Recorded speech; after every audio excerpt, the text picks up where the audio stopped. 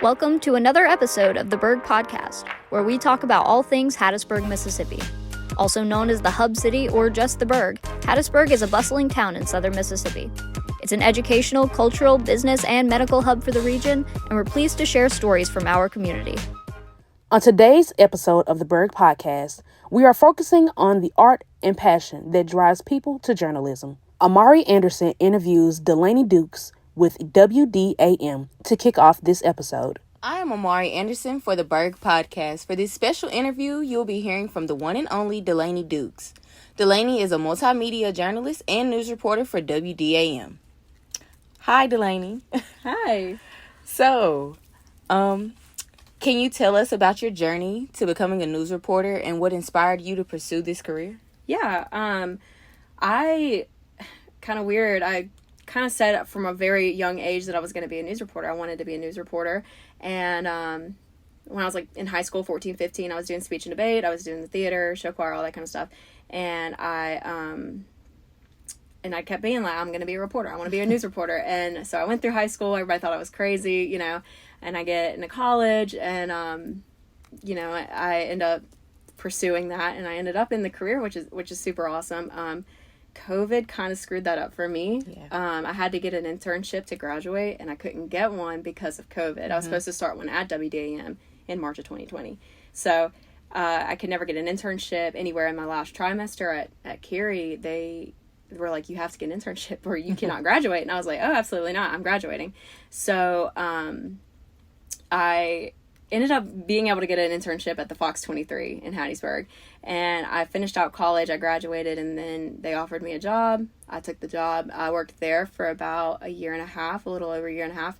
And I really liked it for what it was. It was a smaller station, and it really, really helped me get my feet wet. And it really helped me get, I guess, the feel of things before I went to the big news station. And on top of that, Fox 23 was, like I said, it was just smaller. So our audience wasn't we didn't have as big of a DMA as we do at WDAM. And I wanted to be on a smaller scale, you know, make all my mistakes then, you know, and then move to WDAM. And we had been talking about me moving over there. I knew I kind of wanted to, you know, kind of get in a place where I could grow and become an anchor one day and that sort of thing. And so a few months ago, I moved to WDAM. And here I am. Oh, that's nice. So you are originally from Oak Grove, correct? Yes. And what made you want to continue staying in the area? Well, you know, with college, I knew I wanted to stay because my parents both worked at Cary. I'd grown up on Cary's campus. And I got free tuition, so you can't beat that. I decided, you know, leaving wasn't really that important to me. I know a lot of other people, they need that or they want to do that, and I didn't really have a huge need to leave or want. I had free tuition, you know, just sitting right in front of me, so I went to Cary, and when I got the job over at Fox 23, you know, I was still in that sense where I didn't really want to leave Hattiesburg yet, and as I kind of went throughout my journey as a news reporter over there, I made all these connections and I made all these friendships and these relationships with all these people in town, you know, just doing stories that I was like, oh, you know, I don't really want to leave. I want to stay for a little bit longer. My mom's here, so I still don't really have a huge want or need to leave just because I love Hattiesburg and I love the community that I'm from and that I live in. So yeah, I guess it's kind of, you know, one of those things where I think it's just a preference and I like Hattiesburg, so I'm here for now. That might change in the future, but I'm here for now. Hattiesburg is pretty good. It's always some good food to eat for sure. Yeah, there's always something going on, it seems like. But so, as a young woman, how do you navigate the challenges and opportunities that come with being a news reporter in Mississippi? Well, there are certain things that I feel like, you know, as a woman, we would face, as opposed to like a guy. Like for instance, today I went to a construction site for the Leaf River or that River Avenue Bridge. And the first time I went to this construction site about a month ago, they were so dismissive of me. I was sitting there and being like, hey, how are you? Like talking to them, and they would just keep walking by me as if I wasn't there. And I feel like not everybody and not every, you know, but there are certain people, and there's certain things that people just are very dismissive of me. And I feel like it's because I am a young woman. I understand I look like I'm in high school and, you know, and I don't, that sort of thing. And I have, you know, gotten it to a point where I just don't care anymore. And I think that was, at first I really cared. And when people were rude to me, it would really hurt my feelings. And I would go and I'd sit and I'd think about it. And, now I just give it back to them. Like, I don't care who you are. I don't care what your position is, you know. No, but like I definitely stand my ground way more than I did back, you know, when I had first started. So I think the biggest thing is just the confidence that you grow throughout the career. I think the longer you're in it, the more confidence you're going to gain. So today when I was walking up on this construction site, I just didn't care. I walked with my head held high. I walked in. And they respected me a lot more when I walked in like that, rather than when I was like, hey, you know, no, I walked in and I was like, hey, this is what I need, X, Y, Z. And they were a lot more, I guess they listened better. And I think, as a young woman, it does definitely have its challenges, but it does have its pluses. You can kind of talk your way into things, I think. So with that, like, I know, like, is it challenging at the station? Any? I wouldn't say so. No. You know, in the news world, I feel like there's a stigma behind, you know, these people who are on the news and they're quote unquote celebrities and people think that we're snooty or uptight or, you know, whatever it may be. We don't really have egos like that. I haven't really, it's not one of those things where I think we all get treated the same, I guess you could say. And it personally hasn't posed any, you know, challenges for me in the newsroom itself, because I feel like everyone there, they're very open-minded and they're very welcoming in a newsroom. And I feel like a lot of that has to do with the fact that Hattiesburg is one of those markets where a lot of people who are reporters here are kind of on their first stepping stone, unless they're from here. Granted, they'll stay, like, I've seen people who would stay here for longer if they're from here, but for some people who are coming from, you know, wherever else, and they start here, they're wanting to go to that bigger market. They're wanting to grow. So it's different for them, if that makes sense. So with you being from here, how do you ensure that your reporting is fair, unbiased, and accurately represents the diverse voices and perspectives within your community? I think the biggest thing is you have to do your due diligence as a reporter. I think, I wouldn't say locally, but on the national level, you see a lot of, you know, people being more one-sided and, you know, that sort of thing. And our thing at WDAM is like, on your side, we're on your side. And I really took that, like when I started over there, I was like, okay, I'm really going to be on the side of it. And so I will go in these Facebook comments with these people. I will message these people. I'll be like, okay, come talk to me on camera. And, you know, let's get this solved. I'm digging into something currently where these people came to me with an issue that they're having with the powerful, I guess you could say. And I think one of the biggest things about being a reporter is you are giving the little people a big voice. And I read somewhere that we hold the people who hold us accountable. We're holding the officials accountable and things like that. But what was the initial question? I'm sorry. I had some. You're fine. Like, I said, how do you ensure the reporting is fair and unbiased and accurately represents the diverse voices and perspectives within your community? Gotcha. For me, when I'm doing a story, I'll start with somebody Facebook messaging me, if that makes sense. Like if somebody messages me about something that they have an issue with, some kind of road or whatever, right? So I talk to that person and I interview that person, but it would be unfair if I didn't go and seek out the other side of things. And I think that's what's so important. Like after you get that initial story idea, after you get that interview with that, you know, person, you have to go to the other side of that. You have to go to the officials. You have to go to MDOT or, you know, like whoever it would be. And I think it's important to always, like I said, do your due diligence to get both sides of every story and stay down the middle as much as you possibly can. Because I used to tell myself, like, people aren't tuning in to hear your opinions. So don't put it out there, that sort of thing. That's what I told myself, at least. But yeah, I think, like I said, just keeping everything down the middle, I think that's your best bet. So with covering these stories that are to some people unfair or anything, have you caught any backlash? And if you have, how do you deal with it?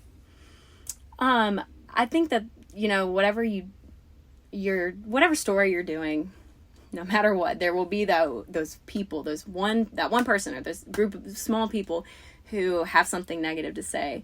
Like, I'm trying to think of an instance, because just on Facebook comments, people, they rattle off in the comments, and personally, I just ignore it. Unless somebody reaches out to me and they feel like they were misrepresented, I will totally, there was a story out of, I believe it was out of the Petal Library. There was some issues with, some, LGBT books or something or other. I didn't do the story. Someone else did the story. But a guy I went to college with, he messaged me and he was like, hey, you didn't really ask for the other side they didn't really ask for the other side of things. And he did work with the Spectrum Center, which is like an LGBTQ community kind of support, I guess you could say. And that was one of the things that I was like, oh, that sucks. I didn't do the story. I couldn't have control over it. But then again, I could give him a voice. Mm-hmm. So, those kinds of things, I think, you obviously want to be fair. You want to be down the middle. So if you miss something and somebody reaches out to you, that's a whole different thing, I think. But if somebody's just barking just to bark or, whatever, I think you're best. You just got to ignore it, And they say, you obviously have to let things roll off your back. Mm-hmm. There's Facebook comments, you get emails that are not nice or creepy, things like that. And you just got to ignore it. And I think not reading it is the best thing you can do. Now if they're messaging you, that's a whole different thing. But anyway. So changing gears here a little bit, what unique perspectives and insights do you bring to your reporting as a young woman from Mississippi?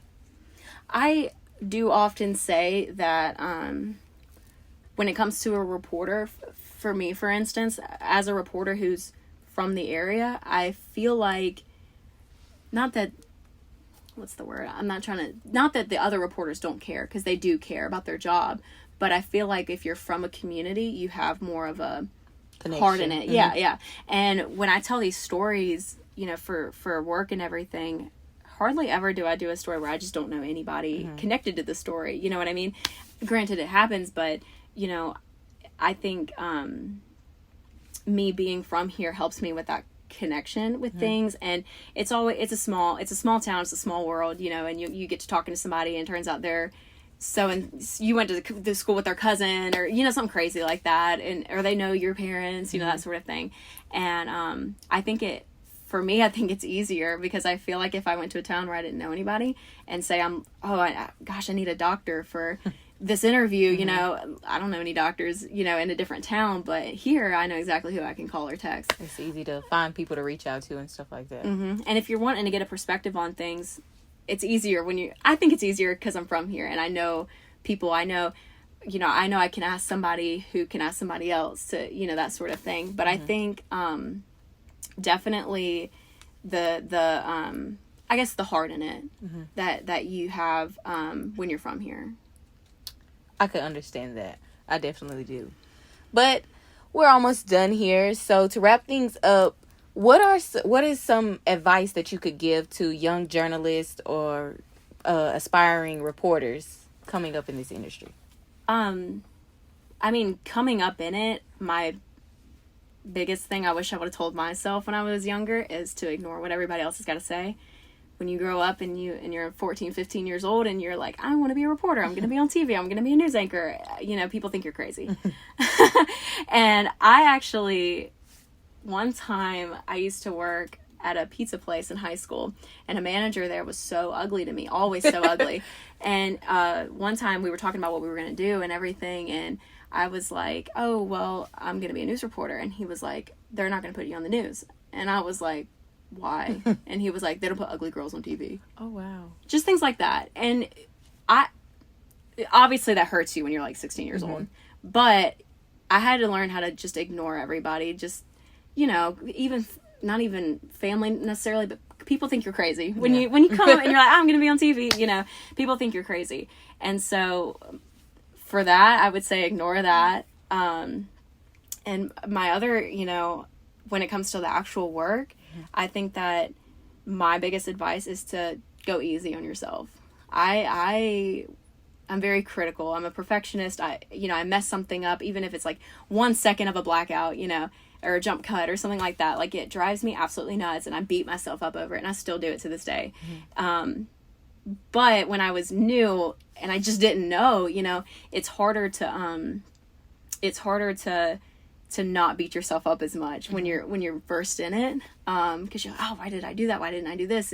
And you just gotta be easy on yourself. And I think also just listening and absorbing to what's around you. I learned a lot from Quinnis at Fox 23, and I will tell people to the day I die, I would not be here if it weren't for Quinnis. I thought I wanted to change career paths after COVID because I didn't know what in the world I was doing. I never touched a camera before I got out of college. I didn't know about editing. I don't know about writing. Like, I didn't know about anything, and Quinnis taught me everything, and I really had to absorb what he was teaching me and these things. And going to WDAM is the same exact thing, and it's on a much bigger scale. You have so many more people in the newsroom, which is nice because you have so much more feedback and you get so much more, like, and I think another piece of advice is, like, if somebody's critiquing you or criticizing something you did, you can't take it personal. I've found when I first started, when people would say things, I'd be like, like, why would they say that? But, as you're in it for a little while, like, they're just trying to help you. And I think now I love criticism, and I love it whenever they're like, hey, Delaney, you should do this next time instead of that. Because it definitely helps you. And growing up in speech and debate and theater, like, critiques are only what's going to make you better. Your director can sing your praises all day, but you're never going to get better if you don't get critiques. Yeah. So that would be one of my biggest, once you're in it, just to be open to what everybody's got to say. And even if it's something off the wall and crazy, or even if it's something isn't even right, you don't have to say it. You just ignore it. Just nod your head and be like, okay, thank you. That sort of thing. But very rarely would something like that happen. But just accepting critiques and criticism, and just gaining your confidence in it and believing in yourself. And that sounds so cheesy, but it's true, and I realized once I got farther in it how much more confident I looked on camera. If I go back to my first stories, I actually vomit, like, and it's cringy. It's so cringy. And I'm like, why was I doing that? And, like, I was so nervous on camera and, things like that. But as you go, you gain that confidence. And then once you're there, you feel kind of like, yep, I got this. Like, I walk into a story and I know what I'm going to do. I'm going to X, Y, Z, and, that sort of thing. So gaining the confidence too, I would say. Okay. I'll be sure to keep that in mind as I go forward myself. But that is all for today. Thanks, Delaney, for joining us. This has been Amari Anderson with the Burg Podcast.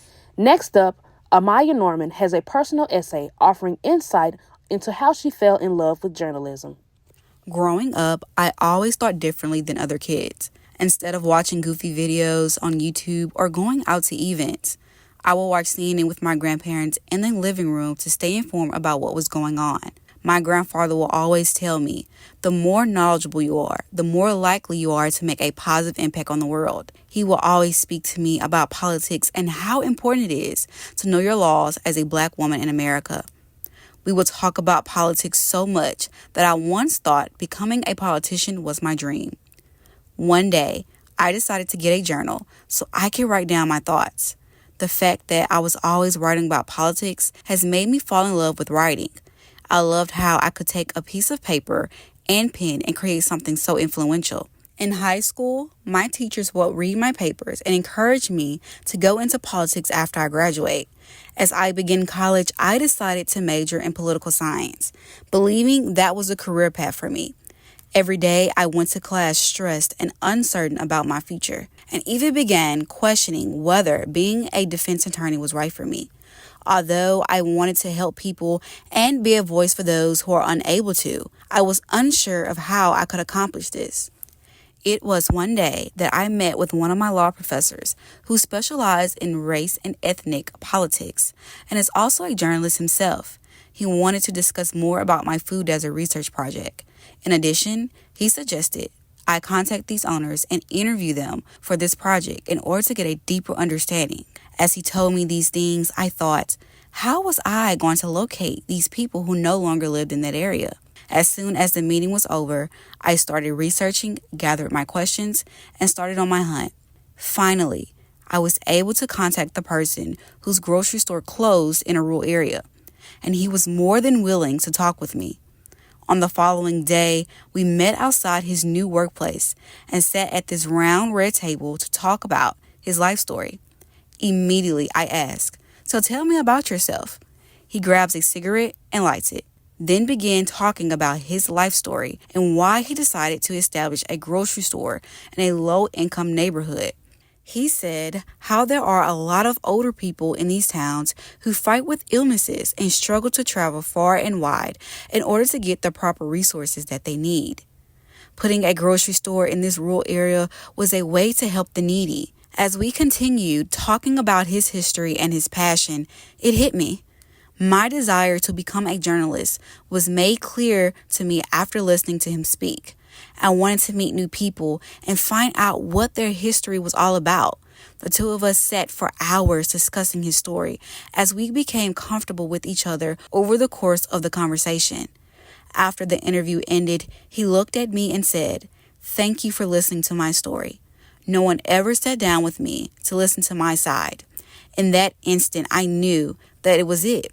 Journalism would be my way of standing up for those who are unable to stand for themselves. Inspired by the power of storytelling, my love for journalism grew as I began to see the power of storytelling and its ability to inform, inspire, and create change.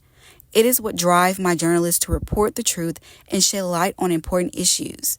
It is a passion for storytelling and uncovering facts that keeps me motivated, even in the face of challenges and obstacles.